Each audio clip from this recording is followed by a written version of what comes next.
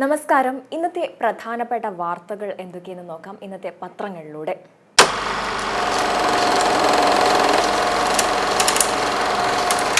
ആദ്യത്തെ പത്രം മാധ്യമമാണ്. മാധ്യമത്തിൽ ഏറെ പ്രാധാന്യത്തോടെ ആദ്യം തന്നെ നൽകിയിരിക്കുന്നത് കഴിഞ്ഞ ദിവസങ്ങളിലെല്ലാം തന്നെ വിവാദമായ PV അൻവറിന്റെ ആരോപണങ്ങളെക്കുറിച്ചുള്ള വാർത്തയാണ്. മധുരം പുരട്ടി മുന്നറിയിപ്പ് എന്ന തലകെട്ടോടെ മുഖ്യമന്ത്രിയാക്കിയത് പാർട്ടിയെന്ന് PV അൻവർ പറഞ്ഞതിനെക്കുറിച്ചുള്ള അദ്ദേഹത്തിൻ്റെ ഒരു പ്രതികരണവും അതുപോലെ തന്നെ മുഖ്യമന്ത്രിയെക്കുറിച്ചുള്ള മറ്റ് വാർത്തകളും നൽകിയിട്ടുണ്ട്. ഈ വാർത്തയ്ക്കുള്ളിൽ തന്നെ ഹെഡ് മാസ്റ്ററെ കുറിച്ച് അന്വേഷിക്കേണ്ടത് പ്യൂണല്ല എന്ന തലക്കെട്ടോടെ ഹെഡ് മാസ്റ്ററെ കുറിച്ച് പരാതി നൽകിയാൽ അദ്ദേഹത്തിന് കീഴിലുള്ള അധ്യാപകരും പ്യൂണുമല്ല അന്വേഷിക്കുകയെന്ന് PV അൻവർ MLA പറഞ്ഞ അദ്ദേഹത്തിൻ്റെ ഒരു പ്രതികരണത്തെക്കുറിച്ചുള്ളൊരു വാർത്തയും ഇതിനുള്ളിൽ തന്നെ നൽകിയിട്ടുണ്ട്. തൊട്ടു താഴെ ഓണക്കാലത്ത് ഇരുട്ടടി, സബ്സിഡി സാധനങ്ങളുടെ വില വർദ്ധിച്ചു എന്ന വാർത്തയും അതിനു താഴെയായി പൗരന്മാരില്ലെന്ന് പ്രഖ്യാപിച്ച് അസമിൽ 28 മുസ്ലിങ്ങളെ തടങ്കൽ കേന്ദ്രത്തിലേക്ക് മാറ്റി എന്ന വാർത്തയും നൽകിയിട്ടുണ്ട്.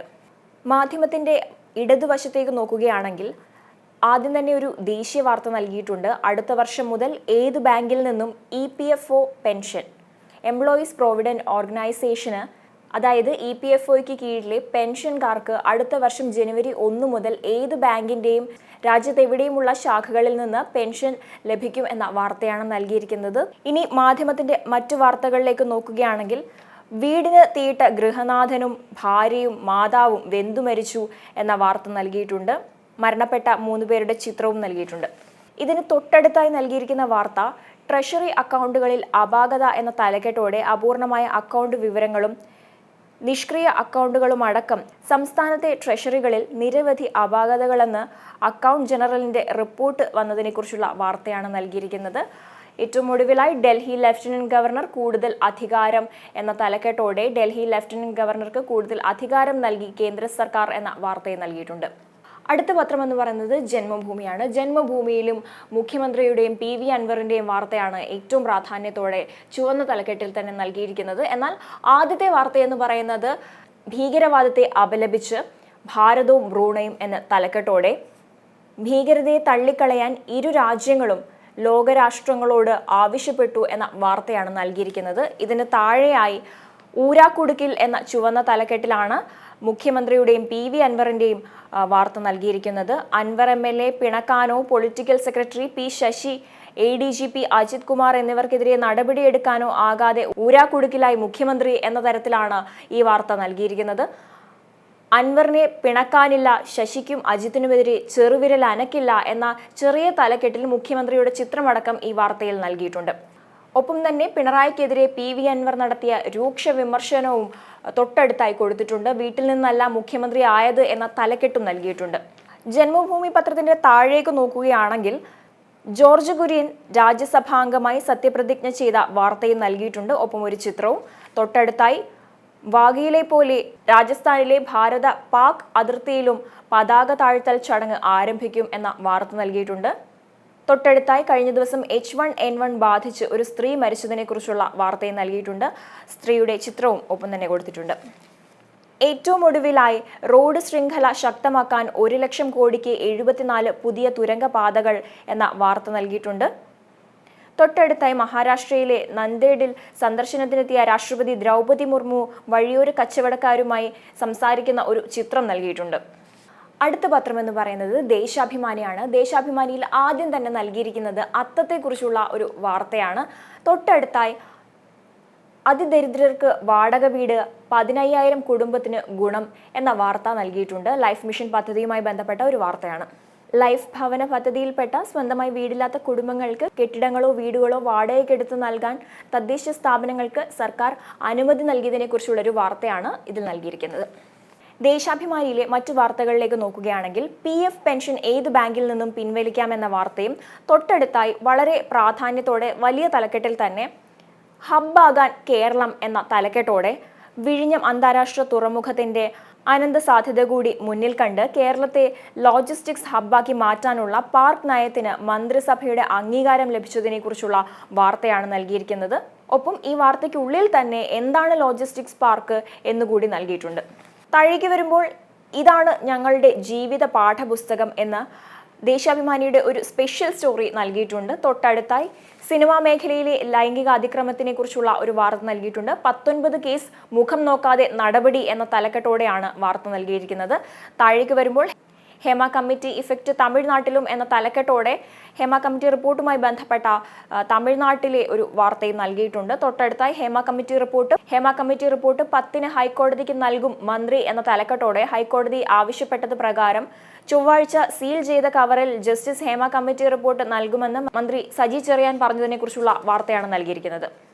അടുത്ത പത്രം മലയാള മനോരമയാണ്. മനോരമയിൽ ആദ്യം തന്നെ വളരെ പ്രാധാന്യത്തോടെ നൽകിയിരിക്കുന്നത് പാർട്ടിയുടെ കോർട്ടിൽ എന്ന വലിയ തലക്കെട്ടോടെ PV അൻവറിന്റെ കഴിഞ്ഞ ദിവസങ്ങളിലെ വിവാദവുമായി അല്ലെങ്കിൽ വിവാദ ആരോപണങ്ങളുമായി ബന്ധപ്പെട്ട വാർത്തയാണ്. പാർട്ടി ഇടപെടൽ ഉറപ്പാക്കും എന്ന് ഈ വാർത്തയിൽ പറയുന്നുണ്ട്. ഒപ്പം DGP മുഖ്യമന്ത്രിക്ക് വേണ്ടി RSS നേതാവിനെ കണ്ടു എന്ന തലക്കെട്ടോടെ പ്രതിപക്ഷ നേതാവിന്റെ ഒരു ആരോപണവും നൽകിയിട്ടുണ്ട്. വലതുവശത്തേക്ക് നോക്കുകയാണെങ്കിൽ ഓണച്ചെലവിന് പണമായി 4200 കോടി കടമെടുക്കാം എന്ന തലക്കെട്ടോടെ സംസ്ഥാന സർക്കാരിന്റെ ആവശ്യം കണക്കിലെടുത്ത് അടിയന്തരമായി 4200 കോടി രൂപ വായ്പയെടുക്കാൻ. അടുത്ത പത്രം ദീപികയാണ്. ദീപികയിലേക്ക് നോക്കുകയാണെങ്കിൽ PV അൻവറിന്റെ വാർത്ത തന്നെയാണ് ദീപികയും പ്രാധാന്യത്തോടെ നൽകിയിരിക്കുന്നത്. PV അൻവറിന്റെ പ്രതികരണവും അതുപോലെ DGPക്കെതിരെ ഉടൻ അന്വേഷണം ഉണ്ടാകില്ല എന്നതും വാർത്തയുമായി ബന്ധപ്പെട്ട മറ്റു വിശദാംശങ്ങളും ദീപിക നൽകിയിട്ടുണ്ട്. ആരോപണങ്ങളിൽ അടിയൊഴുക്കുകൾ ശക്തം എന്ന തലക്കെട്ടാണ് നൽകിയിരിക്കുന്നത്. ഒപ്പം PV അൻവർ ചാവേറോ എന്നും ദീപിക ചോദിക്കുന്നുണ്ട്. മാർക്കറ്റിൽ ബോക്കോ ഹറാം ഭീകരരുടെ ആക്രമണത്തിൽ 102 പേർ കൊല്ലപ്പെട്ട വാർത്തയാണ്. അതിന് മുകളിലായി നോക്കുകയാണെങ്കിൽ ഇന്തോനേഷ്യൻ സന്ദർശനത്തിനെത്തിയ ഫ്രാൻസിസ് മാർപ്പാപ്പയുടെ ഒരു ചിത്രം നൽകിയിട്ടുണ്ട്. താഴേക്ക് വരുമ്പോൾ കേന്ദ്രീകൃത പെൻഷൻ പേയ്മെന്റ് സംവിധാനത്തിന് പച്ചക്കൊടി എന്ന തലക്കെട്ടോടെ ഒരു വാർത്ത നൽകിയിട്ടുണ്ട്. ജാതിമത ഭേദമില്ലാതെ സിറോ മലബാർ സഭയുടെ കേരള കത്തോലിക്ക മെത്രാൻ സമിതിയും ചേർന്ന് സഹായമെത്തിക്കുമെന്ന് major archbishop Mar Raphael Thattil പറഞ്ഞ ഒരു വാർത്തയാണ് നൽകിയിരിക്കുന്നത്. തൊട്ടടുത്ത ഡൽഹി ലഫ്റ്റനന്റ് ഗവർണറുടെ അധികാരം വിപുലപ്പെടുത്തി കേന്ദ്ര സർക്കാർ എന്ന വാർത്തയും നൽകിയിട്ടുണ്ട്. അതിനോടൊപ്പം തന്നെ ക്രമസമാധാന പാലനത്തിന് കേരളത്തിലെ 2 മേഖലകളിലും ADGPമാർ വേണമെന്ന് ശുപാർശ. താഴേക്ക് വരുമ്പോൾ മണിപ്പൂർ ജനതയെ സംരക്ഷിക്കുന്നതിൽ മോദി പരാജയപ്പെട്ടു എന്ന് ഖാർഗെ പറഞ്ഞ ഒരു വാർത്ത നൽകിയിട്ടുണ്ട്. തൊട്ടടുത്തായി ഡ്രോൺ ആക്രമണത്തിൽ വിറച്ച് മണിപ്പൂർ എന്ന തലക്കെട്ടോടെ മണിപ്പൂരിൽ കലാപം കൂടുതൽ മേഖലയിലേക്ക് വ്യാപിക്കുന്നുവെന്ന സംശയം ശക്തമാക്കി ജിരിബാമിൽ തീവെപ്പ് എന്ന വാർത്ത നൽകിയിട്ടുണ്ട്. അടുത്ത പത്രം മാതൃഭൂമിയാണ്. മാതൃഭൂമിക്ക് 2 മുൻപേജുകളാണ് ഇന്നേ ദിവസം നൽകിയിരിക്കുന്നത്. അതിൽ ആദ്യത്തെ പേജിൽ നൽകിയിരിക്കുന്നത് KSRTC ഇ-ബസ് പദ്ധതി കട്ടപ്പുറത്ത് എന്ന വാർത്തയാണ്.